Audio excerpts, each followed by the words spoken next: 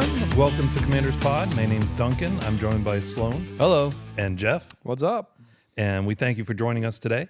We have a few things we want to chit-chat with you about. We want to talk about, we're going to talk about Modern Horizons 3 a little bit because yesterday was pre-release, and I think people have feelings about this set, and I think we need to discuss it a little bit. We're going to talk about things that don't do what you think it does. We're going to talk about how could or should Wizards fix the problems with the leaks, the unofficial leaks spoiling the cards before Wizards gets to, and with product getting to people too soon. We're going to talk about that. We're going to talk about a deck tech we're doing for one of our listeners. So we got a bunch of stuff we're doing. So with this is normally Tales from the Table, and this is more going to be tales about Commander today. A lot of people are very upset about Modern Horizons 3 being overpowered. They're worried that it's going to You think a lot of people or people you know? A lot of people. Like the internet is abuzz. When is it not? Well, I'm just saying. There is a large group of people that are concerned. Okay. Some more than others. Some are concerned, but they're going to wait and see how things. And some people are like, it's the end of Magic as we know it. ADH is ruined. Life as we know it is over. Oh, it's my head. it's the EDH apocalypse, if it were. Oh, my head. So We've been done on by a modern set. Yeah. So I do want to talk about, I had concerns because things like the new Ulamog were really strong. Really, really strong. And I was concerned that there was too much of that and not enough just, good magic. But I wasn't concerned enough to be like, oh, the format's dying, but I was concerned about how it would affect and if they'd have to have a lot of bans. Mm-hmm. I can't speak to the bans. Maybe they will, maybe they won't. But I do feel like after seeing it, I actually feel really good about this set. Overall, I think this set was really good for Magic. I think it was good for Modern. I think it was good for EDH. I think it was good for Historic. Historic had 12 bans they did ahead of time to make sure that the stuff they were worried about is taken off the table. Yeah. Pauper had one already that they've taken out before. I agree with you. I think I would go a step further and say this is a very well-designed set.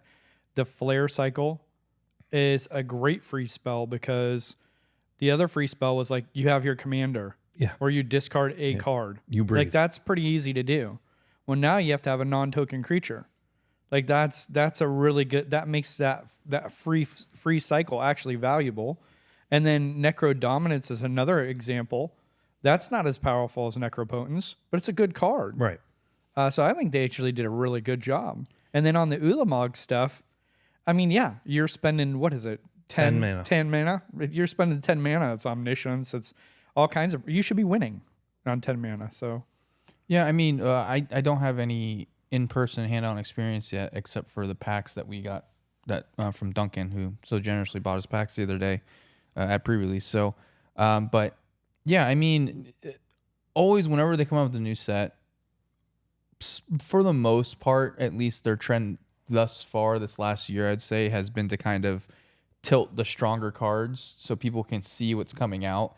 And I think part of the fear was when they tipped their hand and released some of the stronger cards that were coming out, that people just thought, oh, this whole set's just going to be ridiculous because we haven't seen Eldrazi's in a while. And Eldrazi's, when they first came out a while ago, were really strong. I mean, Annihilator's a mechanic that most people fear because it is a good mechanic and it hits anything. And so, when they brought back Eldrazi's, I think there was a little bit of fear of we're going to have just a vomit of Eldrazi decks. And they made an Eldrazi precon. But I don't have any hands-on experience yet. So I am withholding a little bit just to see what happens once the set officially drops next week, I believe it is. But I don't think, Wizards doesn't not know what they're doing, right? They understand that they need to make cards that are appealing enough to where people want to buy the set. And they also need to make sure that they're I think they have their releasing moments where we cards. wonder, though. Yeah, sure, for sure, absolutely. We're But they like, also need to. What were they thinking there? Yeah, and they might intentionally leak cards that are stronger to get people excited. But so I don't think, there hasn't been a real set in a while that I feel like was like, this is the end. I wouldn't go that dramatic. Is it a good set from what I've seen thus far? Yeah. I mean, even some of the commons that are coming out are pretty strong. There was one that I pulled that, we didn't see beforehand out of the pack that Duncan got me, and it was this one blue-green Eldrazi turtle, and it taps for 2 wastes. Colorless. 2 colorless. So for 3 mana, you get a creature that taps for 2 colorless, or you can pay into it and draw a card. 3 and a colorless. Yeah, 3 and a colorless and draw a card. It's like, even for a common, like that's actually a pretty strong common. If I'm paying 3 to get 2 mana back, It's a very good card. that's a very good, even just for that part, not even the draw card part, right? So I do think it is, they Well, did and a you good have that job. creature for 1 and a green that if you have a creature with 4 or more power, it taps for 4 green. That's not a common though. That's not a common. That's a rare. That's But that is that's probably broken a rare. chase card. Oh, Like, it is. I got one, but so I did. I fell off the cardboard crack wagon. I am a cardboard crackhead. My name is Duncan. I had pre-ordered a box. I pre-ordered all the decks. dude, you didn't fall off the wagon. Fall off the wagon is like, You're I trying go to out and get have a on drink. it. You fell off, Years ago. tripped, hit your head, fell downstairs. Like, You've been in a ditch for like years now. Like Yeah, the wagon is long gone. And, it and is let's down be honest, the I Oregon have Trail. never tried to climb You're on that dying wagon. from dysentery. Yeah. you've never showed up to an AA group Yeah. for your magic addiction. I think yes. it's CC, cardboard crack. Yeah, Oh, cardboard. is it? You're Yeah. gonna start a thing? Yeah. CCA, Cardboard Crack Magic Anonymous. may not Yeah, like yeah. that group.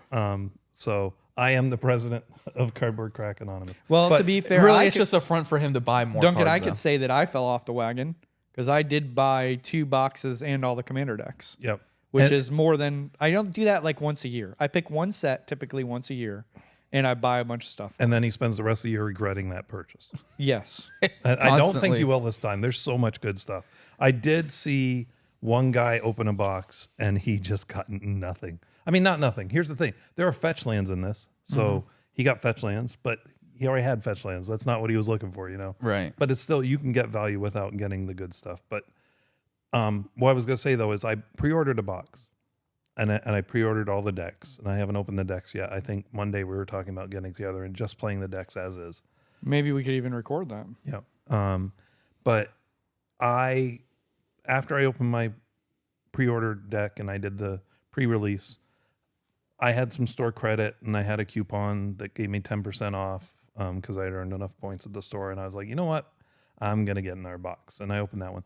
So I took a little more time with the second box because I had the time. And my pile of stuff that I'm going to keep to build decks with, like just good stuff, was literally the same size as the pile of stuff that's just going in bulk. And like I will only Are look you through including commons in that or no? commons, uncommons. I'm not Wow. even including the rares. That's No, but you're saying you're measuring that against all the commons in the box that you pulled. I'm saying some of those were commons. No, There's I a lot get of that, commons. but what are the you saying cards about you're your keeping, bulk? you're measuring against the whole set or just the rares. So in the whole box, I pull out all the rares. Yeah. Those are in one pile. Not even talking about those.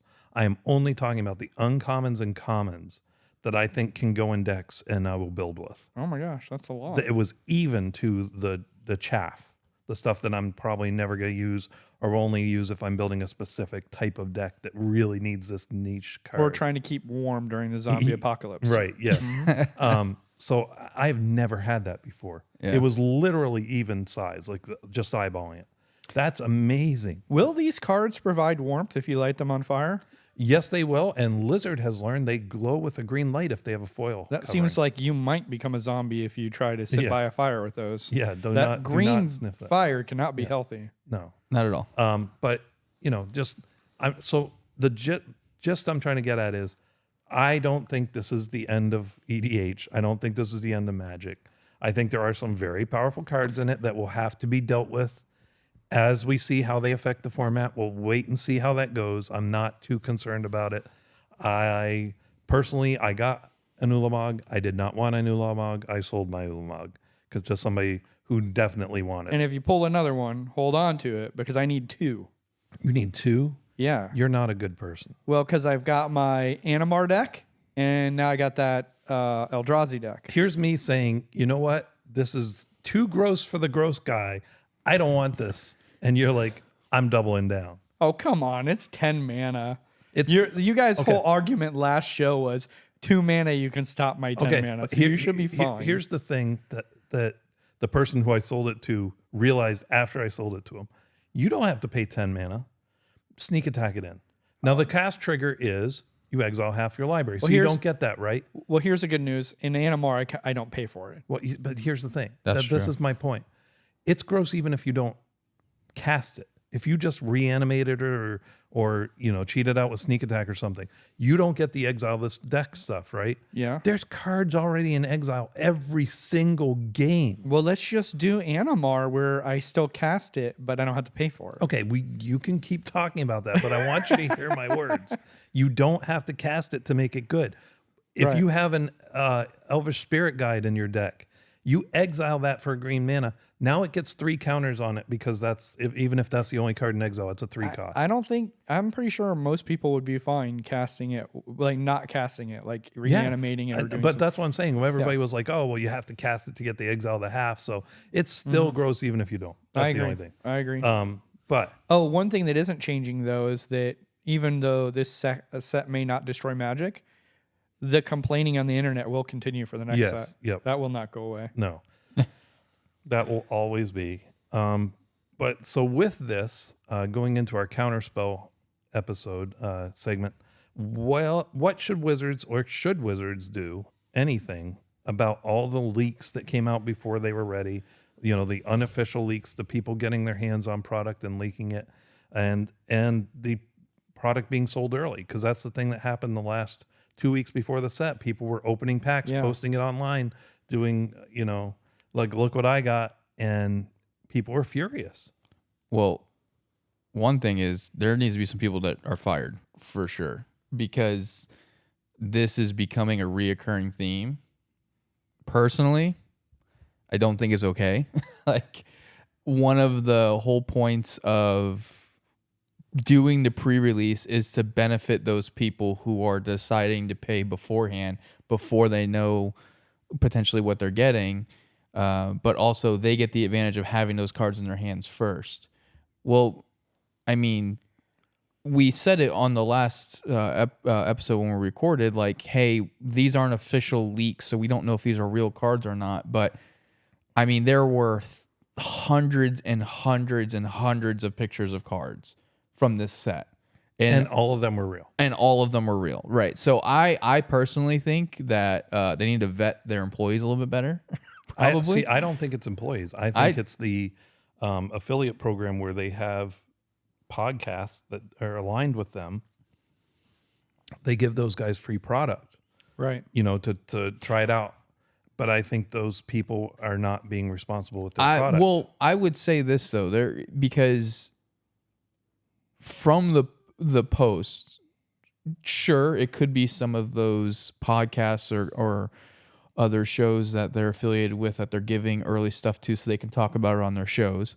It could be that, but with how many pictures were taken and sent out, there has to be people at Wizards that are doing it too. Or at the printers. We don't know that. Yeah, I mean, It's hard to speculate on who's doing this or why they're doing it. It's happening.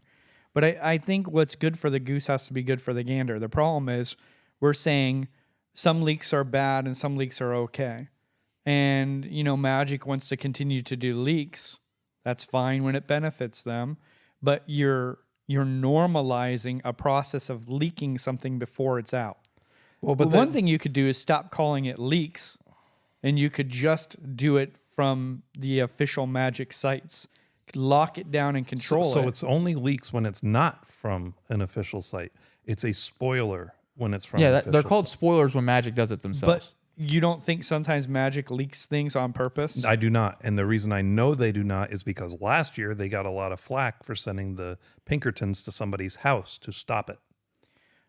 I don't know. And that's fine. I actually might have bought the set more because of the original leaks. I think that's for sure true.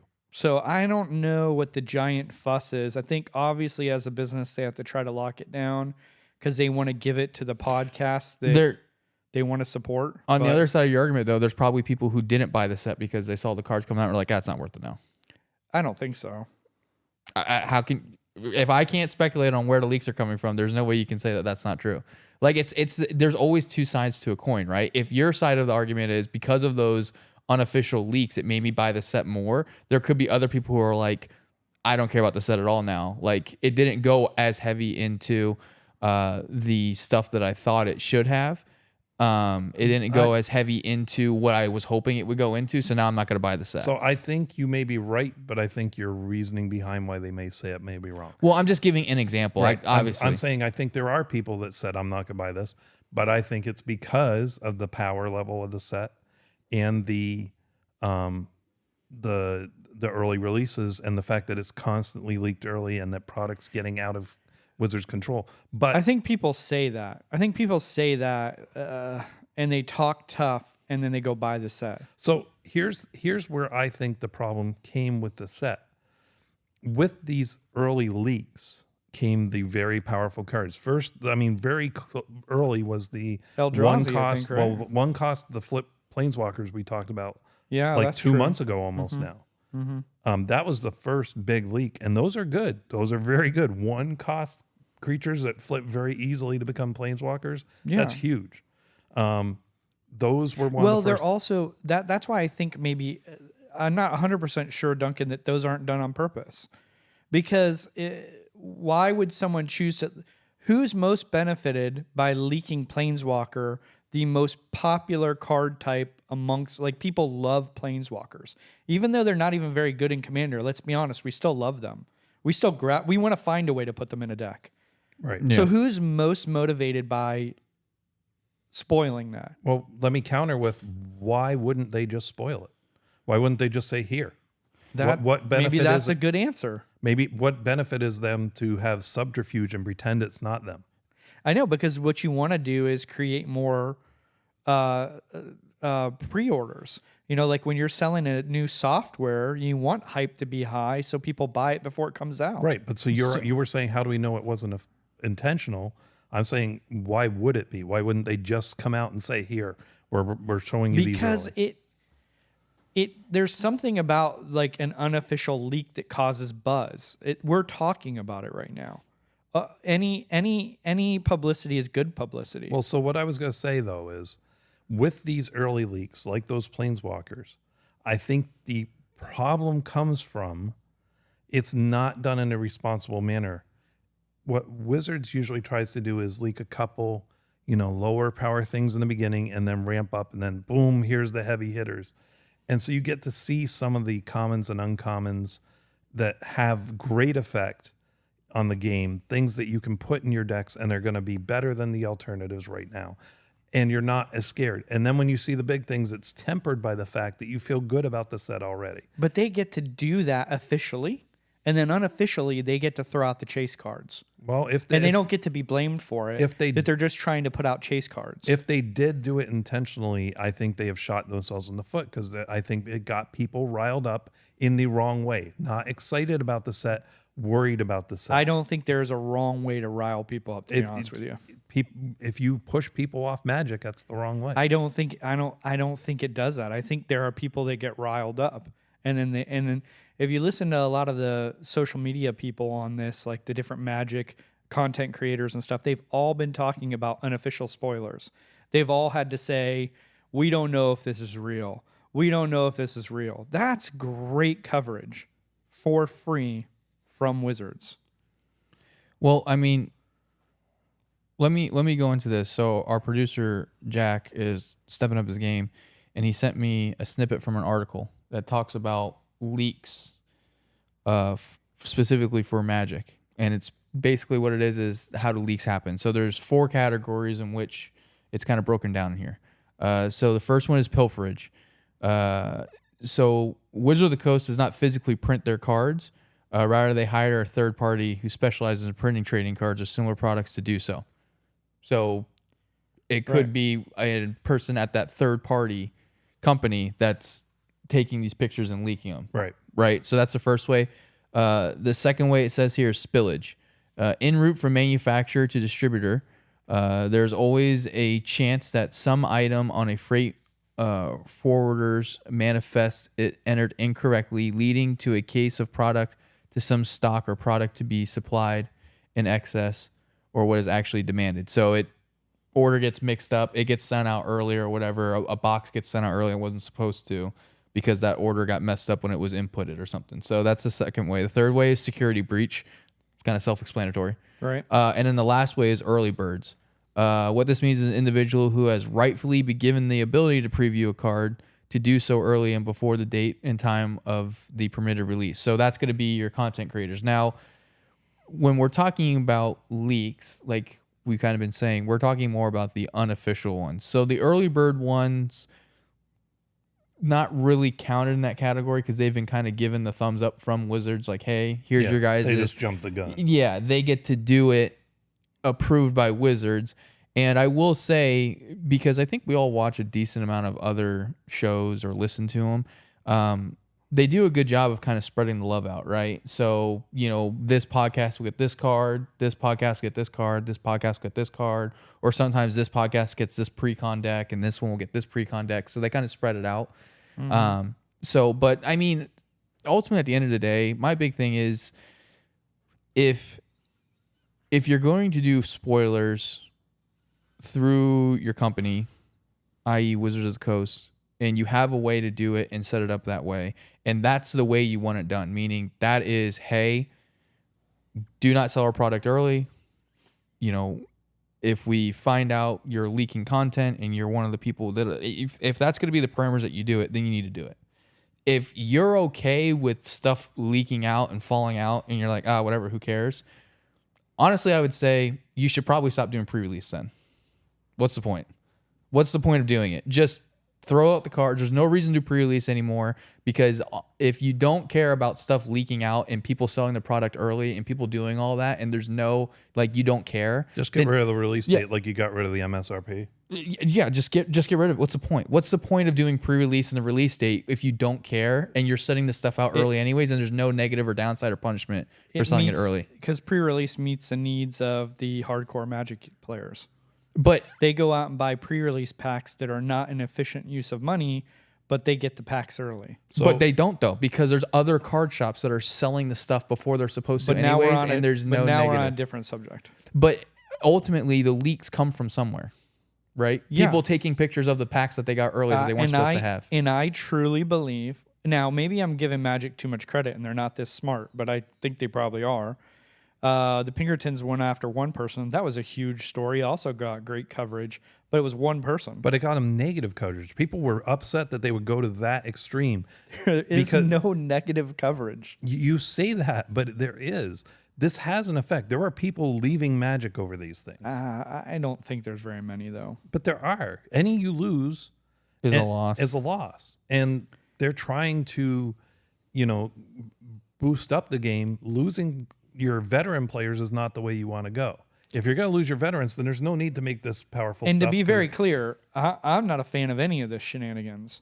I would be fine if they just did a couple spoilers, released a set, we bought the box and found out what was in it. Now, as a collector, I like to know what's in it because I like to hedge my bets. But well, I can tell you, if they did that now, you can't just do that. If they did that now, people just wouldn't buy it.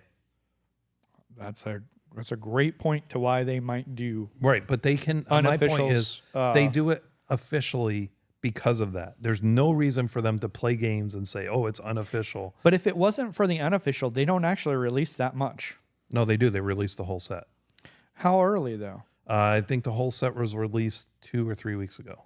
That was the last of it. So you get to buy it cheaper if you buy it before then, right? Usually places aren't even selling it before then. We both bought it before then. It was about 3 weeks ago, wasn't it? No, it was way before they officially released it. But those are the bigger... we probably, and I'll tell you right now, I bought it because of the unofficial leaks. But those are the bigger, those are not your local game stores that are doing that. Those are the big box, like Amazon will sell it very early. Yeah, but there's a couple large, like Card Shop Live, Stomping Grounds, they'll sell it super early. Mm-hmm. They sell it without knowing where the price point's going to lie. Because there's no MSRP, they don't want to be too high or too Well, low. but they know So what you they're, gamble but they when know you- what they bought it for. They do. So but you they- gamble when you as a bought it business because they're decision. trying to guess what it's going to settle at. Unless And you buy through Amazon, which has a price match. So and they want to be below it. I mean, sometimes it works out, but on Amazon, you've had it happen where they canceled your order. They didn't even do a price match. They said, "Oh, sorry, nope, can't have it." I don't know if that happened through Amazon. It did. It was 2 years ago. Yeah, it was one of the. I think it was actually Modern Horizons too. It might have been. I think it was It Modern was either Horizons that or too. like Commander Legends. or Yeah, it something was a like that. really big set. It was one that like you're Yeah. super excited for because you bought it really early and And really was- cheap. It was really cheap, and then they canceled your order. Yeah. And they're like, "Yep, nope, sorry, we can't do that. It's this much." Yeah, my memory's not the best, so I'll have to trust you guys on Right. that. But so, and I don't know. I was debating whether to say this, and I think I just need to say it because I don't think it's right. In Port Charlotte, we have 4 stores, local game shops, you can call them. Now, there's only one that's very successful, and that's Mystic Forge. That's where I go. But the other 3 shops, all 3 of them sold early. And Mystic Forge, to their credit, did not sell 1 pack of cards early. You're saying that they might have No. sold early. No, they No. did. No. We can't come on here and just like, I don't know that it's a good idea to just accuse other shops. I'm not accusing. I witnessed. I am an eyewitness, and if Wizards wants to contact me, they may. I think that it's not fair that some stores play by the rules, and other stores. And I'll tell you this too: the stores that sold it early jacked the price a little bit compared to what Mystic Forge is selling it at because sure they they could. did. Because what else are you going to do Right. If you want to get it early, come Yeah. on down here and give when us you need your money. card backward crack fix? You need it. Yeah. You know. So I'm just saying, I think it's a big problem. And I think it's something, I don't know how Wizards can fix it at this point. So Duncan has an eyewitness thing, but as a podcast, allegedly these companies sold early. I mean, even if you don't want to use my examples, you can go all over the internet and see the proof. I mean, 100%. It's all definitely the happening. Out all there. the cards that were leaked early. Right. And I will tell you this, it has very definitely gotten worse, especially this set. It used to be like there were whispers that one store or another would do it, or you'd see online and there's a couple stores somewhere that do it. And now it seems like it's almost, But at the end of the day, it's like it's guys, many we stores have do it. we have children, wives, and work and responsibilities, and like if someone gets cards, like I've ordered cards, I'm not even getting them by the time people get them in a store. Yeah. I'm fine. Like we're all fine. Everybody, calm down. We're all okay. It's not that big think of a deal. I think the point that Duncan is trying to make is the shops that are trying to do it right are being punished, while these other shops are jacking up the price and gaining all the profit, and then those people are not going to the shop that's doing it right. So those shops should call Wizards. So The shop that's having their business affected ought to call Wizards, or call those other shops and say, gentlemen, we got to find a way to do business together. We got to find a way to work because we all need to make money. Like, Well, I let think that's them why deal they with don't, it. because they do play friendly with each other. You know what I mean? So in the beginning of when Mystic Forge started, one of the other stores in town has more capital. The person that owns it family has a lot of money. Mm-hmm. And so when Mystic Forge was first starting, as a new store, you don't get allocated a lot of product. You get very little because it's all based on you have how to many, basically build. it's based on how many people you can sign up to be registered with your store as playing Magic there. You use your WPN number and blah, blah, blah. But so in order to compensate, they went to that other store and they said, hey, we'll give you the money. Can you buy us some of this product? And the store very nicely did. I mean, they play nice together. They're not going to rat them out, but I'm sure it bothers them. I haven't talked to them specifically about this subject, but they do it the right way. You know, they do not sell it early. Yeah. They could. Who would know? Who would know? Come I on, mean, we're a little town in Florida. Who's going to know? I mean, Yeah, I think it's happening all around the country, I'm sure. and I think the big thing is the first step is Wizards needs to figure out what they want to do. Like they need to figure out, is this something that we're gonna care this much about, or is this something that we're just gonna be okay with? What can they do? Well, They can do good. I mean, well, that's the point. It's because of the point it's gotten to. Whatever they're going to do, it's going to feel and or be extreme. So, and it's going to cost them a lot of money. Like if you call up Wizards, you go, "Hey, someone's selling boxes early." They're going to be like, "How much money do I want to invest in solving this problem?"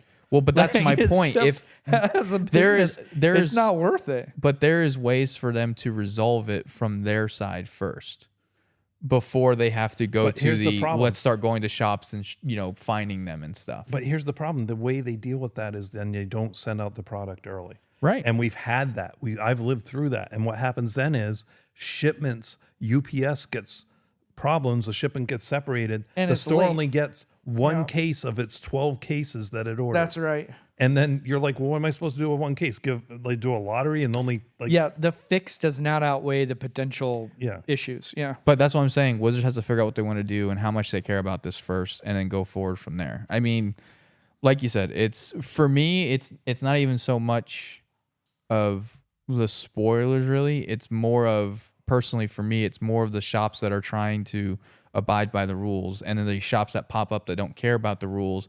It may be a shop that only is around for 8 months anyways, but they get all this, they make all this money from selling all their stuff way earlier than they're supposed to and everything. And like, so for me, that's the big thing, is it's more of the LGSs that are going to be affected that are trying to do it the right way and are trying to abide by the rules and do it the way they're supposed to. They're getting affected. It's more upsetting to me, honestly, than it is just people leaking cards. Because honestly, I don't buy many boxes to begin with. But those businesses that are, for me, it's more of a morality thing, I guess. Those people who are doing it right are getting kind of screwed. And that's not fair. Unfortunately, welcome to business. I mean, here's the thing. The ones that are getting away with it are the smaller stores, because now Mystic Forge is the biggest store in town.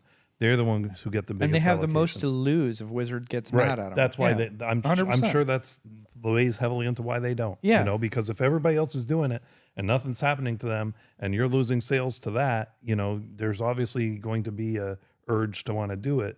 And I'm sure at least part of it is, well, but we're the big guy. We're the ones who would be. By the way, Mystic Forge has not paid for this spot. No.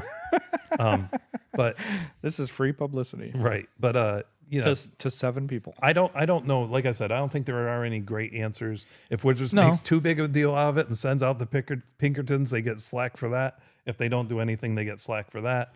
If they don't send the product early, then we don't get it in time. And then the conspiracy theory is, are they all behind it in the end? And which is Jeff, apparently. That's his thinking. Who doesn't like black helicopter conspiracy theories? I just think the whole situation is just really aggravating for everybody, Wizards included. But Jeff, what's aggravating you today? But this topic, people overreacting to stuff, but specifically overreacting to the power of sets and the power of cards, and it's something I do too. We all overreact, but people get so bent out of shape on this stuff, and just give it time, let it come out, let's see what it does, because a lot of times it's that card you didn't see that messes everything up, right? You're all hyper focused on these cards, and they turn out to be fine. And there's one card over here you're not looking at that ends up like being the problem, right? And so just let the cards play out. Just see what happens. Right. They reserve a little. Stuff. What? They play test this stuff. It's not like they just blindly create a card and then go, let's toss it in the wild and see what happens. Yeah, and if it's broken, okay, then we'll resolve it. And you can resolve it again in your own group. Just say, hey, let's not play with that card. You don't have to wait for Wizards. Yeah. But yeah, just the overreacting is wild, man. Like, it's people bad. get flipped out, and I'm like, what is going on? It's because they're passionate about the game and they're worried about the game. It's how many years has Magic been around? Early 92. 90s. Yeah. It's gonna be okay. It will survive whatever crazy thing they did. I mean, to my knowledge, one of the craziest things they ever did was that Magic, was it 25, the anniversary Magic 30. thing? Yeah, Magic Magic 30, when they released the fake cards that were like, well, how much was a set of those? or a pack of those. Wasn't it like It, insanely it was like expensive? $400 and you got like 4 packs. $450, I think. You got 4 packs That- in the collector. To my knowledge, No. So you're talking. I'm sorry. Magic 30 was $1,000 for 4 that's packs. right, $1,000. $1,000. That is the craziest thing I've ever seen happen. Maybe in any type of collectible card game ever. It's wild, and it was a huge mistake. They're fine. Well, that's because how that was things- quickly followed by the 1 of 1 ring.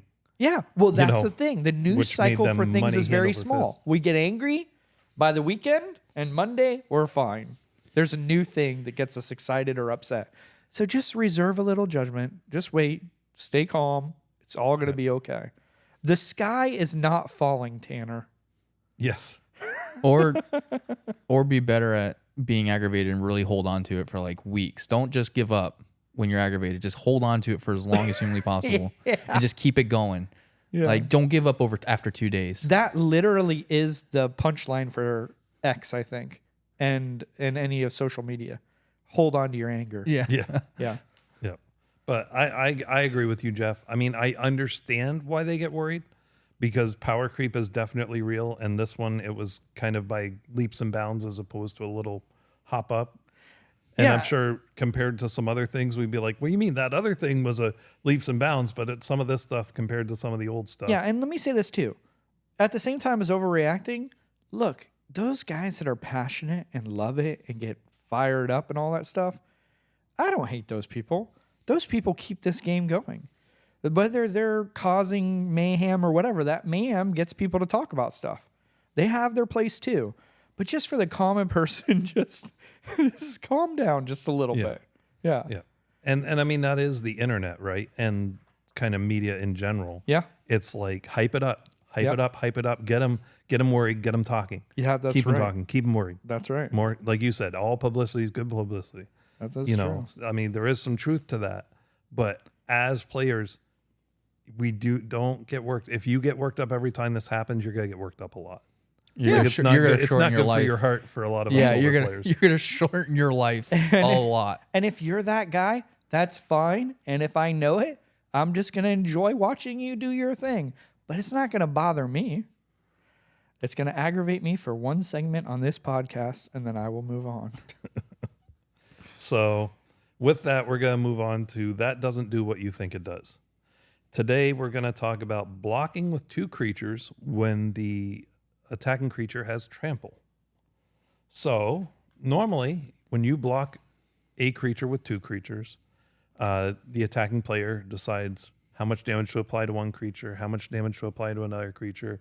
Sometimes it'll kill one creature, but one will live, so they have to choose which one to kill. Maybe they both die. It really depends. Yeah, this is a huge one, I feel Yeah. like. So if it has trample, and this can be done even if it doesn't have trample. So let me get into it. If it has trample, or even if not, you can assign all the attacking damage to one creature. Right. You do not have to apply any to the second or third or fourth creature. And that does apply if you're playing a creature that they want to die. Right. So the creature that goes and gets a planeswalker, or, Right. you know, that type of stuff, you don't want to kill it. You don't have to. Right. It also applies when maybe one of their things has death touch. Yeah. Well, I guess that would more apply. They would if it still had kill first your strike. creature. If it has first strike, then you'd want to maybe deal all of it. So yeah, that's wrong. But yeah, but with trample, by applying all the damage to the one creature, you can then roll over all that extra damage to the player. Right. Them blocking with 2 creatures does not prevent you from doing that. Yeah, because it only eats what's necessary. Right. And I don't think a lot of people know that. I think a lot of people think you have to assign all the damage to all the creatures first and then whatever. That is not true. They could block with 20 creatures. You can apply all your damage to one. That's wild. Yeah. Yeah, that is definitely something that flies under the radar, as it were, because that is, again, the main reason why you try blocking with multiple creatures is to prevent any kind of trample damage from getting through. So Yep. But let's move on to, this now doesn't feel like the main topic. Well, let's talk about the main topic. yeah, And that's the deck tech on Lazav of which Lazav? Wearer of Faces. Wearer of Faces. So Gross. Duncan hesitated because I think there's 5 Lazavs now, Yeah. 5 or 6 that they've made. So Oliver, our Patreon, our top tier Patreon, asked if I send you guys a commander card, could you build me a deck? And we said, yeah, we'd love to, Oliver. So Oliver, this is for you. Lazav, Wearer of Faces. Now, we built this deck on Architect, and then I'm going to upload it to our Moxfield channel or Moxfield account, I guess, rather. We'll put it on the website too. Yeah, and we'll link it to the post website. to our Discord. Yeah, so you'll have different ways of getting it and viewing it. And then if you want to build it, feel free to do so. What we did was we kind of just threw all the cards that we thought would work for us. There's 123 cards, but we're going to kind of scrap some of them and narrow it down for you by the time it comes for it getting live. But to read what he does, he is one blue, one black, so 2 total CMC. He's a shapeshifter detective. So this came for the Murders of Karlov set. And I could not tell by the description. Yeah, I know. Well, just in case. Whenever Lazav, Wearer of Faces, attacks, exile target card from a graveyard, then investigate. So it creates a clue token, which is pay 2, sacrifice this artifact, draw a card. And then his second ability says, whenever you sacrifice a clue, you may have Lazav become a copy of a creature card exiled with it until end of turn. And he is a 2/3. So there's a couple different ways to go. When I was looking up different builds for this guy and how people built it, a good chunk of people built self-mill, right? So they built self-mill, they would exile their own card, because it doesn't say from opponent's graveyard, it says from a graveyard. So you can target your own stuff. So a lot of people focused on self-mill stuff and discarding and like building up their own graveyard with some nasty stuff, and then they would attack, exile a card, and then they would immediately sacrifice the clue to make them a copy of something they just exiled. The other cool thing is once you make him a copy of that thing, it's still an exile. So you can keep making him a copy of it on other turns, because this does only last until end of turn. Right. But you can keep making him a copy of it, but because it's still exiled with them. Just trying to remember, it doesn't say it has to be from your graveyard, does It does not. It says a graveyard. Right. So when I said what my contribution was why do only self-mill? Mill everybody. Right. And so we kind of went more into that style with this deck. So this is going to be more like table mill. And but just to take a second, there obviously is another direction too, which you could definitely go clues. Well, that's part of this too. Yeah, it is part of it, but you could go heavier clues if you wanted to. Yeah, we took it a different direction because artifacts are ridiculously powerful in Magic. The one downside with just focusing on the clue part is that his thing only, if you keep sacking clues, you can still only do one creature until end of turn, right? So the one downside is if you're not having any targets for it, the clue part doesn't really do anything. So you still have to do milling. Milling has to be the main focus of the guy, I think, period. And then you can go heavier into the clue side, into the self-milling, into the table milling. Well, and I also suggested clones. Yeah. Because here's the thing. You exile a dockside extortionist, it's not real exciting to make him a dockside because it doesn't give you the treasure. There is no ETBs. But if you then bring in a clone copying him as a dockside, it will. Also, if you're thinking about clues as clues, which is not what you should be doing if you make it a clue deck, you think of a clue as just an artifact. It's a count. Right. And so when you start doing that, artifacts are incredibly powerful when you start having 10, 12, 15 of them. Oh, yeah. Well, I mean, so one of the cards I recommended was Academy Manufactor. Right. You guys have heard that one before. It's one that we brought up a couple of times. It is a artifact creature, and what he's going to do is whenever you create a clue, a treasure, or a food token, you create one of each instead. And so he's going to give you 3 artifacts per one clue token you're creating. And so the cool thing about that is that because you're creating the food and the treasure now on top of the clue, it's going to give you more things to do and to sack. And that's important because one of the things that I came across is Arcbound Ravager.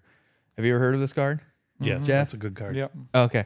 So great card. This is the first time I came across it when I was looking into this stuff. It's an artifact creature beast, 2 colorless to cast it, sacrifice an artifact, put a 1/1 counter on Arcbound Ravager. And he's a 0/0 with modular 1. So whenever he enters the battlefield, you can put a 1/1 counter on it, and when it dies, you may put a 1/1 counter. You may put 1/1 counters on target creature you control, Like your commander. like your commander. So the cool thing about this guy is it doesn't say for Lazav's ability you have to use the clue ability. It just says you have to sacrifice a clue. Right. So you can then sacrifice it for free instead of paying 2 to have to sacrifice it. You can sacrifice it for free to this guy. And there's another artifact that does a similar thing, which I'm pretty sure we all know, which is Krark Clan Ironworks.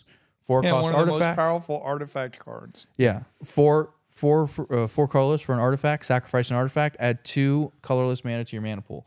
So now instead of it costing you 2 to sacrifice a clue, you get to Right. sacrifice a clue. So, but talking about that Arcbound Ravager, here's the thing that makes Academy Manufactor so good in this deck. When you make a clue with the Academy Manufactor, you also make the mana to sack the clue. And then with the Arcbound Ravager, you're getting 2 triggers off sacking 2 artifacts. yeah, the clue is 2 to sacrifice, so it's not just 1. Oh, it's that's true. 2. But, you could That's play James Wandering Dad, which is a weird card. And it's a legendary creature, human scientist, and it actually has an adventure, which is investigate X times. So it's X blue blue. James is 2 and a blue, and its ability as a creature, it's a 2/4, is add 2 colorless, spend this mana only to activate abilities. So that would let you do your clues by tapping him. And what colors was he? He's blue. Just Yeah. blue. Yeah. Okay, we got to double check with you because you have a history of So ignoring color. So kind of focusing on trying to get rid of as many clues as possible so you can use his ability kind of whenever you want to. The other cool thing about his ability too, which there's a couple of people who mentioned this when I was looking into different ways to build him, his ability to change him into something is instant speed. So for example, if you have something, one of the examples they did, which I didn't add this one, mainly because, again, we focus on table mill. But one of the ones that someone recommended is there is a Colossus artifact creature that is a 10/10 with Defender. You know what doesn't matter is if you already attack with him and then you change him into a creature that has Defender, he still gets to attack. So you can change him into a 10/10 with Defender that's attacking because he's already declared as an attacker. Oh, I see So what the you're saying. Defender doesn't Right. You already negate got it. past Yeah, the- he already got past the part where it says, well, he can't attack because he's a defender. Doesn't matter. He's already attacking. Yeah, too therefore, late. yeah, too late. So there's a couple of things that they did that. So, So leaning into, I just hold on. I just thought of something gross, so I have to mention it. yeah. You could put it in your own deck, or if somebody else has it. The new Ulamog. The new Ulamog. You never need to cast that. Talking about not casting it, you exile that. Yeah, you you self-mill it and then you exile it yourself and Yep. then you target it. And because you're not pulling it out of exile, it's still an exile and it's a 10/10, right? Yes. Yeah, so you get you're 10 gonna counters. get 10 counters. So now you have Annihilator 10 and you're attacking. Which you would have to actually. Oh, no, you missed the attack trigger that time, though. No, that Eldrazi can still do doesn't get reshuffled into the library either, so that would work. Yeah, it stays. Whenever you Yeah. use his ability, the cards you exile with him stay exiled. They never come back. No. My point is a lot of the Eldrazi, when they hit the graveyard, go right back into the library. But he doesn't. Right. He doesn't have that text That's not on a him. lot. There are a few, though. Yeah. Most of the powerful ones do. Yeah. But that's kind of talking about like the clue part of it. Like, how do you get the clues out and how do you sack them? Because again, clue does cost 2, tap it, sacrifice it, draw a card, I believe. is Well, what clue and is. also, if we could just hit the clue thing real quick and give a couple cards for clue if you want to build it that way. Sure. Erdwall Eliminator, 1 in a blue, creature spirit flying. Whenever you investigate for the first time each turn, investigate an additional time. Plus, it's a 1/3 of flying. So it's a nice little blocker, and it's going to double your triggers the first time every time. Fleeting Memories, enchantment. Whenever Fleeting Memories enters the battlefield, investigate. Whenever you sacrifice a clue, target player puts the top 3 cards of his or her library into his graveyard. That applies to both of our styles. Right. Mill and investigate. Yeah, that's definitely one that I put in there. for sure. Cameo's Journal. Yeah, I mentioned that one. Yep. 5 mana, sacrifice 3 clues, search your library for a card, put the card into your hand. If I was building this, I would have really gone if we weren't building it as a team, I would have gone heavy into clues. Yeah. See, for me, the reason why I wouldn't, and this is, we have different play Mm-hmm. styles, clues are inefficient. 2 mana to draw a card isn't great. Well, I'm not using it for that. You just want the artifact. Correct. Yeah. I want it as a resource. I'll use the artifact as a resource. So So what Did you have cards that were using it as a resource? Yeah, there's a ton of stuff. Let's see here.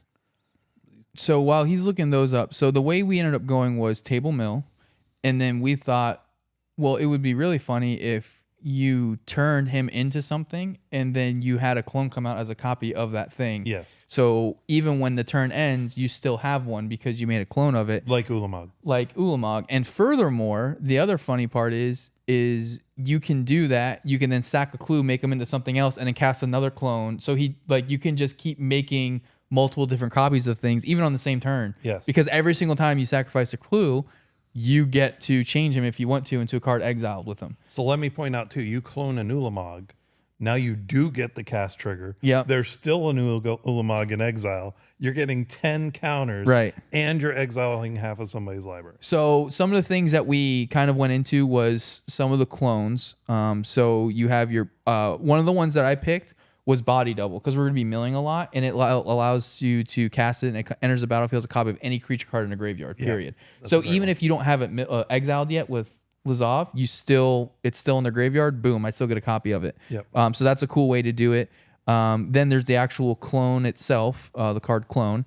You may have clone enter the battlefield as a copy of any creature on the battlefield. Here is the problem with that one, though. Yep.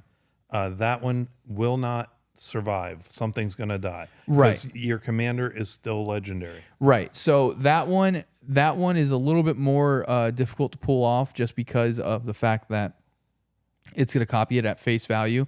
However, one of the advantages of Lazav is he is cheap. He is one in it. He's one blue, one black. So he's two. Well, so if you want to do it to something where it's like, this is just a really good creature, I want to keep it around, I'm okay with sacrificing my own. He becomes a copy. So if it is a non-legendary creature, right, he would be non-legendary. Right, in that instance, right. Yeah, so if you are copying something that's legendary, with clone, you got to kind of pick your battles with that one. But if he's a non-legendary creature, like a Dockside, for example, boom, you get a Dockside and you get the triggers. And so I also suggested putting in Spark Double and Sakashima of 1,000 Faces, or Sakashima's Protege, or Sakashima the Imposter. Yeah, There's all of so those. many now. Yeah, It's all crazy. all of those.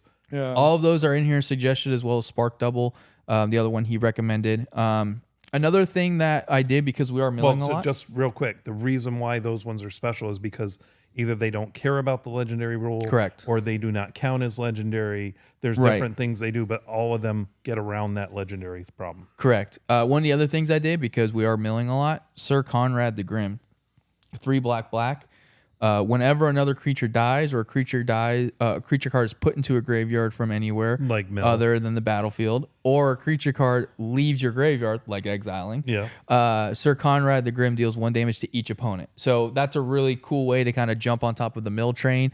We're milling everybody for a bunch of cards every single time a creature hits the graveyard, whether it's your graveyard, their graveyard, whoever's graveyard it is. It leaves somebody's graveyard. So if they do recursion, or if it is put there not just by dying or milling, but even by discarding, it still counts. You're going to hit everybody. And to get there, to talk about some of the cards that we did to get the mill, there's Altar of the Brood, which anytime a permanent comes into play, everybody has to mill. Yeah, each opponent mills a card. That is amazing when you're making tons of clues too. Yeah, but the real good insane. one, Mesmeric Orb. Mm-hmm. Mesmeric Orb. Anytime anybody untaps something, they have to mill that many cards. Right, and so one of the other things we went into is Bruvac, the Grandiloquet. Oh yeah, mill twice. If an opponent would mill 1 or more cards, they mill twice that many cards instead. Another one was Hedron Crab, Landfall. Whenever a land enters the battlefield beneath your control, target player puts the top 3 cards of his or her library into his or her graveyard. Yeah. So just dropping a land, and that's a 1-drop too. So that comes out turn 1. Let's pretend we have Bruvac out, right? Let's just pretend, because the card I want to talk about would love this, and that's Fraying Sanity. Okay, yeah, Fraying Sanity is a great one. That's the enchantment, correct? Is an instant, I believe, or a so sorcery. Bruvac's kind of acting as your secret you don't have commander. it in your list? No, I do have it here. I just can't remember where it was at. Fraying Sanity. But it mills 14 cards. It's a sorcery. That's what it is. It's a sorcery, so it's blue. Each opponent mills 14 cards. And with Bruvac, that's 28. That's more than a quarter of their deck. Yeah. Right in the graveyard for you to play with. we do need some board wipes. Yep. To balance. So, did you have nuclear fallout? I have nuclear fallout. I have toxic deluge. So why specifically these ones? Talk about these. So, nuclear fallout. First of all, there's so much protection in the game now. That's just, indestructible. Different things like that. So, with nuclear fallout and with the other card, each creature gets -X counters. So, with nuclear fallout, it's X black black. It's sorcery. Each creature gets twice -X until end of turn. Each player gets X rad counters. Yeah. So the rad counters are a mill strategy also. And yeah, exactly. That's why this and is it's so also it's not an artifact, but it is an item that exists with it. Does it count as coming into the battlefield? No. good. No. No, because it's outside the battlefield. Yeah, it's like experience But it will counters. make It's them outside mill. the game. Yeah.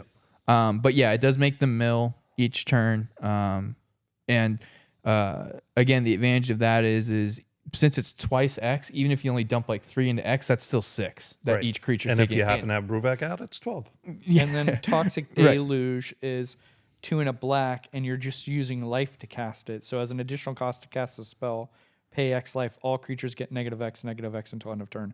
I think those are two of the most powerful board wipes because they get around so much shenanigans. Well, and let's not forget, you're in blue. You got to play Cyclonic Rift. Yeah, so you got Cyclonic Rift. Damnation's another one. That's a classic. The 2 problem black is black. Cyclonic Rift is not so.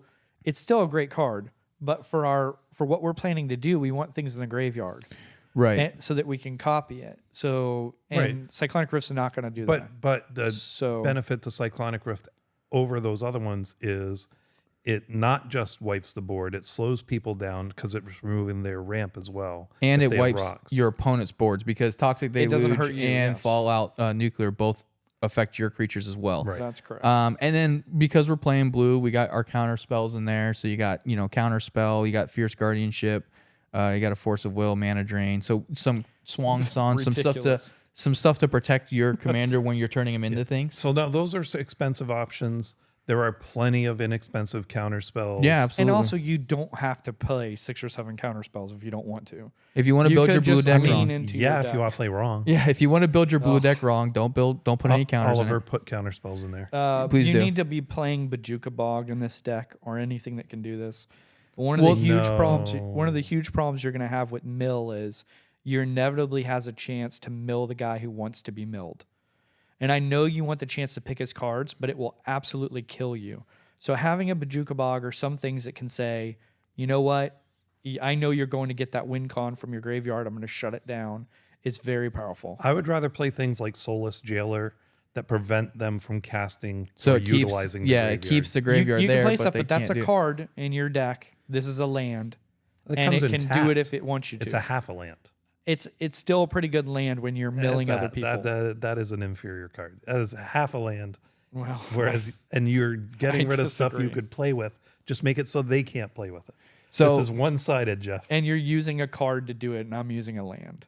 You're using half a land because you don't get to tap it. It's not a land. It's fine if some lands. It's not a come in- land. You don't get Lands to can tap come in tapped. A lot of times, it doesn't hurt you. coming That's from the another guy thing who removs lands when they come in tap from his decks and his deck I do list. not play very many tap lands unless they do something powerful for me.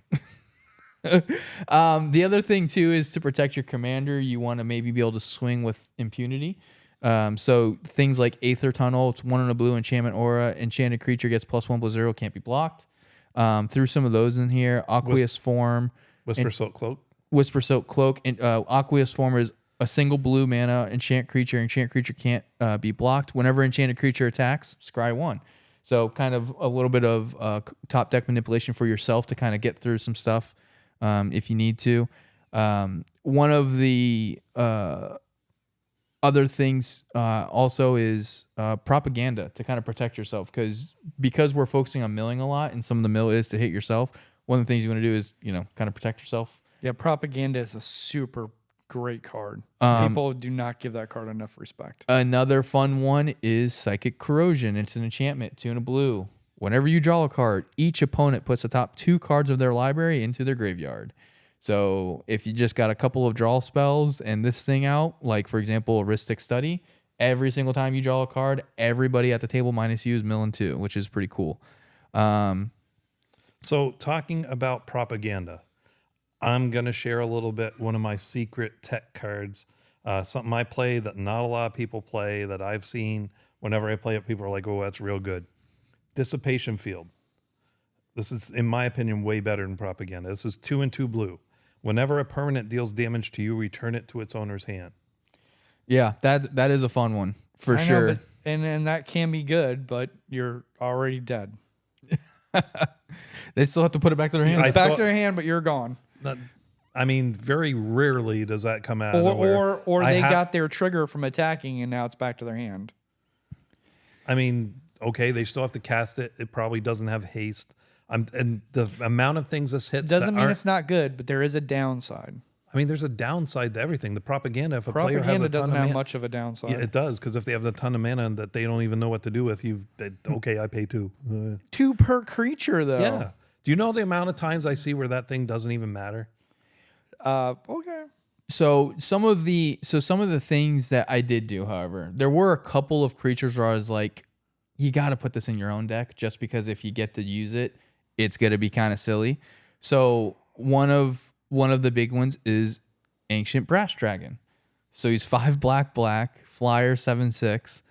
Whenever Ancient Brass Dragon deals combat damage to a player, roll a d20. When you do, put any number of target creature cards with total mana value X or less from graveyards onto the battlefield under your control, where X is a result. Isn't Ancient Brass Dragon like a $65 card or something? ridiculous? $27. Is it really? It's pretty reasonable. Yeah, so it's not crazy. It's Copper Dragon is it's 65? reasonable to you. For many people, $30 isn't expensive. Well, it's reasonable because I thought it was 65. Yes. It's well, a good trick, by the comparative. way, if you ever do sales. Start Did you high. put Ancient Silver in there just to be gross to you? I did indeed. So some of the other ones, creatures that are going to feed into your own theme: Lazav, Dimmer Mastermind, blue, black, hexproof, 3/3.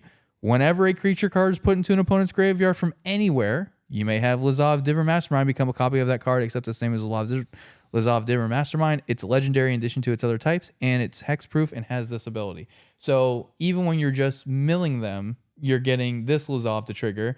Then you exile him with your other Lazav, and then you can use him to make a copy. So that's fun. Another Lazav, Familiar Stranger. This one came out in Thunder Junction. Whenever you commit a crime, put a 1/1 counter on Lazav, Familiar Stranger. Then you may exile a card from a graveyard. If a creature card was exiled this way, you may have Lazav become a copy of that card until the end of turn. This ability triggers only once each turn. Now, this one I added because a little bit of what Jeff said. This will help you get rid of potential win cons for that graveyard player, right? Because this is any card, but it has the second benefit of if it is a creature, you can make him a copy of it. If you guys want to do a gross card, which I don't think I sent you because it seemed degenerate, Phage the Untouchable. Yep, that was one of the cards on my list. Don't read it yet. Hold on, I'm getting there. This is the grossest one, I think. Yeah, so that one is super gross. Another one that leans into the milling kind of strategy of your opponents, Likeness Looter. Never heard of this card before. It's a blue and a black, flying. Tap it, draw a card, then discard a card. Pay X.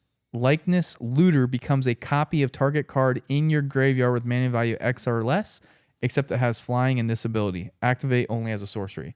So that's a pretty cool way for if you're doing some self-milling to take advantage of that.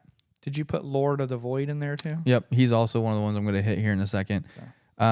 A couple of creature cards that are going to do that. So some of the win cons for this deck obviously are going to be milling your opponent's libraries and then trying to get their best creatures and kind of doing damage with them.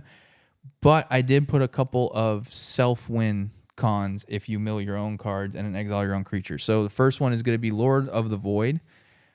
He's a 7/7 flying demon. Whenever Lord of the Void deals combat damage to a player, exile the top 7 cards of that player's library. Then put a creature card from among them onto the battlefield underneath your control. So this is you just straight up stealing cards from your opponents. This is a good way to not only get rid of cards in their library, then you get to take advantage of, I'm going to take the best creature card from the cards I just got rid of. And then this is a repeatable process because, again, once he's exiled with Lazav, you can keep paying to turn him into Lord of the Void.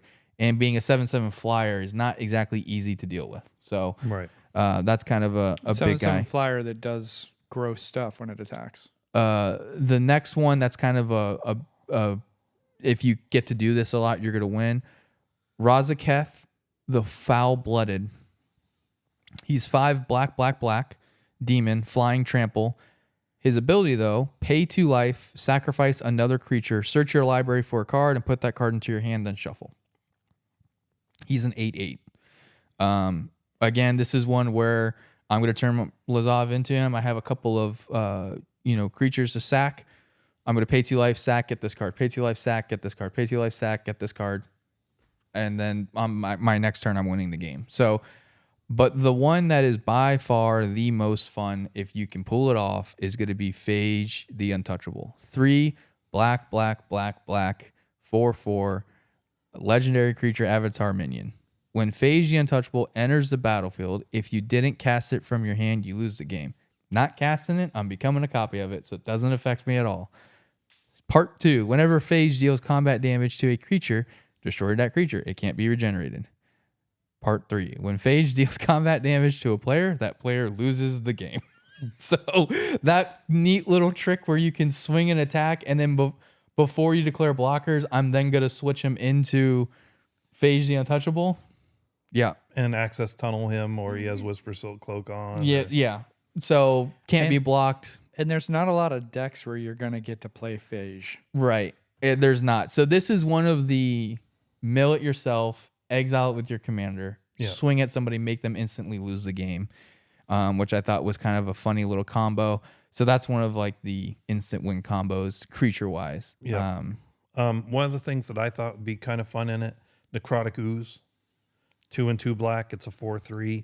As long as Necrotic Ooze is on the battlefield, it has all activate abilities of all creatures in all graveyards. There you go. That's a great one. Yep. That's awesome. Yeah, another way to utilize what you've done. Yeah. Have we looked at the utility lands, like lands that are going to help us accomplish our task? I didn't get there yet. So just a couple more things before we hit the lands. Obviously, you're going to throw in Roaming Throne, because being able to do his exiling 2 things every single time he attacks instead of just once is going to be great. And then also because you have a couple other Lazavs Except in here. for I have a role, I wouldn't put it in this deck. Well, you're silly then. No, because I think there has to be some balance to the game. So I put Roaming Throne. Well, that's what Wizards of the Coast is supposed to do. Is they're supposed to balance the game. Yeah, no, but we have some responsibility too as players. Well, my responsibility is to win, so I'm going to try to do that. Way to make friends and influence people, right there. And the thing is, they made the many card. For many people, a lot of the cards that are super powerful are also expensive. Right. So maybe they're not playing some of the other, like the Force of Will and the other ones we've talked about. They're expensive. Maybe this is their one expensive one that can be tempered that way too. Yeah. And then the other thing too, Shrinic Resonator. So whenever he attacks, you can pay 2, tap Shrinic Resonator, and it will have a second trigger of that ability. So again, you could exile 2 things instead of just 1, investigate twice instead of just once, and then so on and so forth. So that's most of the creatures, kind of the support of what Lazav is doing. The nice thing with this idea is that there are other Lazavs that care about milling too. So having them in your deck and being able to play them, even if they're targeting your commander a lot, you can still copy stuff that you're milling, copy stuff in their graveyards and stuff. So kind of that the idea of making sure that you have multiple ways to kind of do the mill theme, even without your commander on the board, and still make it worthwhile. So going to your lands, most of the lands I looked at for the most part were just going to be,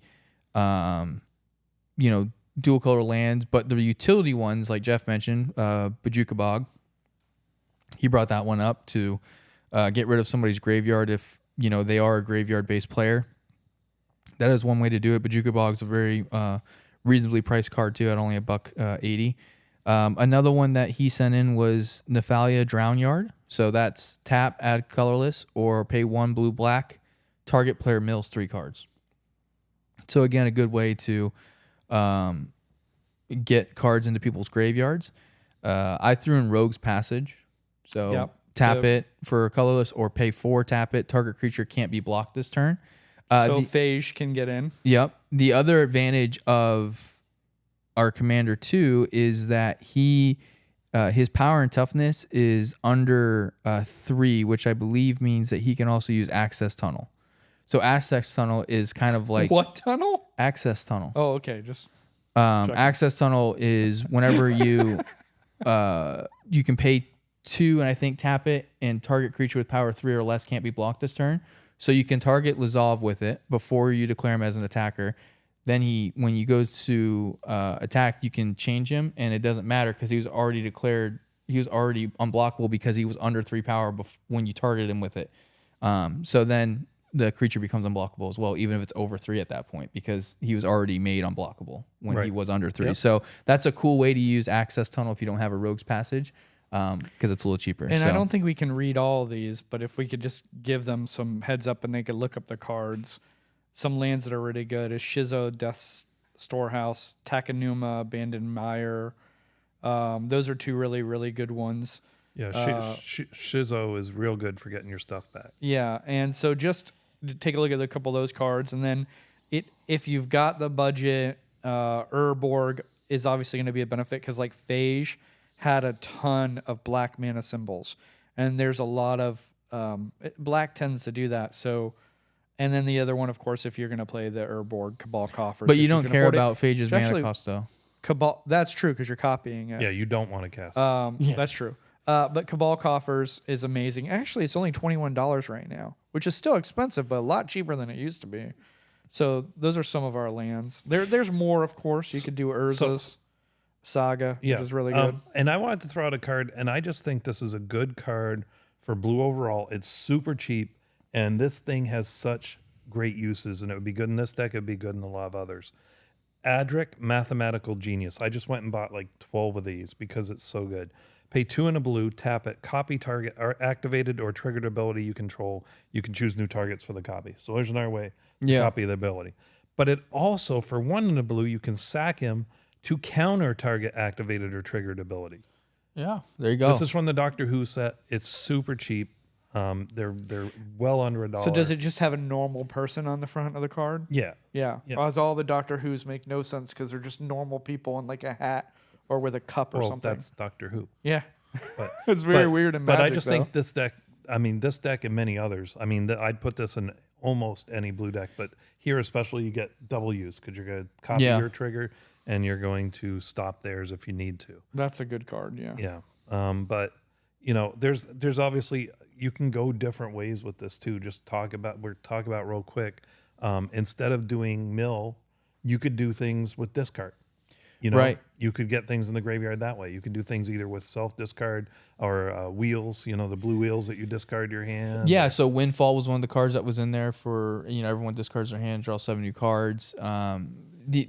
The other thing is, too, because you are running black, there's a lot of cards that benefit from discard specifically. So if you want to go to discard theme, kind of keep shuffling people's hands in and out, that's a good way to do it. One of the cards I did put in there was a card that it has a cipher mechanic, which I don't know if anyone even remembers that mechanic because they did it for like one set like a bajillion years ago. Wasn't the cipher mechanic in Gone in 60 Seconds? Was that her name, Cipher? I have no idea. I don't know. But Whispering Madness is the card. It's 2 blue-black. It's a sorcery. Each player discards his or her hand and draws cards equal to the greatest number of cards a player discarded this way. Cipher, which does... You may exile this spell and encode it on a creature you control. Whenever that creature deals combat damage to a player, its controller may cast a copy of this without paying its mana cost. Right. So you can hit somebody, everybody discards their hand, draws cards equal to the greatest amount. After you just cast it, immediately discard their hand and discard and draw to the greatest amount. So you can hit them twice in one turn, and then you can have Lazav's trigger ability go off. So you have potentially anywhere from 15 to 35 new cards to pick from. Right. And then you guys had asked me what cards might you do if you went artifacts, like if you went clues heavy. Inspiring Sanctuary is 3 mana. Non-artifact spells you cast have improvise, which means you can tap all of your clues to pay for your cards. Right. Which is pretty powerful. Grinding Station, you could do this fair or you could do this unfair as combo, but 2 mana, tap, sacrifice an artifact, target player puts the top 3 cards of his or her library into his or her graveyard. Whenever an artifact comes into play, you may untap Grinding Station. So you create an artifact, untap it, you keep going, right? And then you guys talked about Altar of the Brood as another way with artifacts, and there's more. There's other artifacts is probably one of the grossest. There's other things you're gonna want to do to be able to play with the top of your library. Maybe Yeah. you want to do brainstorm. Yeah. Because you draw Yep. 3 and then you put 2 back. So if there's something specific you want Yep. to be able to get there, to get milled, to get exiled, because sometimes you accidentally draw the thing you didn't want to draw. You wanted it milled. Yeah. You know, you can do things like that. And that's a good point too. When you're deciding on these build strategies, you're always better. Well, okay, my opinion is you're always better off controlling what you can control. You can control what's in your deck. You can't control what's in other people's Right. decks. You may whiff So a when lot you, on yeah. other people's decks. So when you focus on like I'm gonna mill them and look for cards they have to use, it's just typically not as effective as I'm gonna mill my own cards and look for cards within my deck that's designed for me to do this. Yeah, so that's why the self-mill strategy was a little more prominent, but we thought it would be funnier if you milled other people's stuff and then you made your commander a copy of it, and then you made a clone come out as a copy of that, so that way you get to keep it permanently instead of it going away at the end of turn with Lazav's ability. So, you know, that's kind of the way we went. Again, we're going to narrow it down to an actual playable deck, a legal deck, but we threw in a bunch of cards that we thought were really going to be good for that play style that we thought of and that we went with. Right. And ultimately build your own deck. Yeah. Some people aren't good at that. If you want to take our list and build it exactly, go right ahead. You're welcome to it. But, you know, I encourage everybody that does try it. People think they're not good at it, but often if you know your cards and you know what you're looking for, you can build yourself a deck. And I got to also admit, when Sloan first came to me and said this was the commander Oliver wanted to build, I was like, really? I don't get it. Going through the process, that's pretty good. This is a very fun commander. Yeah, no, it really good. is. I was unimpressed at first. Frankly, I was like, well, it's only 2 mana, you know. Yeah. I don't really like the investigate. Like I said, I think 2 to draw a card is not a great mechanic. Yeah, but just don't use it for You're that. right, but then you got to put other cards in to change how you're using it. But you know, it actually I think this could be a really fun deck. Yeah. For sure. Yeah, and honestly, Phage is one of those cards that you just don't ever get to play. Right. And this is a perfect deck to build for Phage. Right. It's just a lot of fun. which is why I threw her in there, because I was like, you know, if you're going to have an instant win, having an instant win that's a Now, creature is kind of funny. You have to be careful So- because this is one of those instant wins where you knock one person out of the game. So if you're playing with 4 people and you knock one person out with your Phage, get shut down, now the game goes on for another hour and a half. If you're just playing at your house with your buddies, one person spent an hour and a half twiddling his thumbs. No, you get to, like, if you use our clone strategy, you get to do it again. Maybe. But my point is just be careful with it. You don't always have to target that. There are ways to get that directly in your graveyard. Just understand that feels like if you take one person out at the beginning of the game and then can't keep doing it. Right. I mean, here's the It thing. feels like it's rough. You could get to that turn 2 or 3. You could do it very early, You could do it very early. which would end the game probably in the next without 3 turns. really anything broken. Yeah. So You know what I but mean? please don't do that to your friends all the time. Right. Like Don't. it's And if you're gonna not do a it, good way to win friends. yeah. And like you said, I mean, it's a lot different doing it turn 2 or 3 as opposed to doing it turn 10, 11, 12, whatever. But no, I think it can be a really fun deck. I hope Oliver has fun with it. Yeah, and Oliver, if you do tweak it, let us know how you tweak it and send us your edited deck list. And if you went a different way, let us know how you went instead. If you went maybe artifacts like Jeff was thinking, or if you did the self-mill and strategy instead and you focused on that. One of my favorite mechanics in the game is mill, and it's just sad because it's like, it's a hard thing to do because there's 300 cards essentially you have to get through to make it win. They've done better at adding cards that give you benefits for it and that do better at it, like Bruvak or whatever his name. Bruvac. Brovac. Yeah, Brovac. But yeah, mill's a fun mechanic, and I've always wanted it to work. So maybe this is the guy that will make it work. Maybe this will be the guy. Well, I don't think you're going to win by mill. You're not milling. You're not milling them to death, No. but I think you're going to mill them and then beat them to death or something like that. So for sure. Yeah. But yeah, I think that was a lot of fun. Definitely not one I would have normally picked, but I really like it. It's not something I would be opposed to building at all. Sloan, you got any pro tips for beginners? Yeah, so kind of based off of the deck that we built, just wanted to advise about commander damage. So commander damage is one of the ways to win in the commander format. And regardless of life total, essentially, if someone takes 21 damage from any one specific commander, they automatically lose the game. The game, they die and they lose, even if they have 500 health. Doesn't matter, right? So the reasons why I picked this is because of Lazav's ability. Even though he's becoming a copy of another creature, he is still your commander. So if you, for example, turn him into something that, like, let's say the Dragon someone had, and you were somehow able to make them mill it and then exile it, and you turn yourself into the Dragon, you are still dealing 10 commander damage from Lazav, even though he says, quote unquote, I'm the Dragon. Right. And so the reason why that's important to distinguish is sometimes people don't realize that's how it works. And sometimes they think, well, if I copy your commander, I'm doing commander damage. Nope. It has to be the physical, actual commander itself. Copying it, make a clone of it, duplicate, it doesn't count. It has to be the actual commander itself in order for that damage to count, and it has to be combat based. So commanders that have ping abilities doesn't work. That's not commander damage. So I just wanted to kind of go over that because we were building a commander that wears many faces as it was. It doesn't matter what face he's wearing, he is still Lazav. Therefore, any damage he's dealing as any of these creatures that we mentioned, whether it's a 1 damage or 25 damage, is still commander damage for him. And is important to note when you're playing a card like this as your commander, that it does still count. That's a real good one. I think it ties into the subject nicely. Tie it up in a nice little bow. I think with that, we're going to wrap it up for the day. I want to thank Jack May at Info Pilgrims. You can check us out at cast@commanderspod.com. You can send us an email. You can check us out on the web, commanderspod.com. Check out our Patreon, patreon.com/commanderspod. And remember, kill Andrew first. If you can.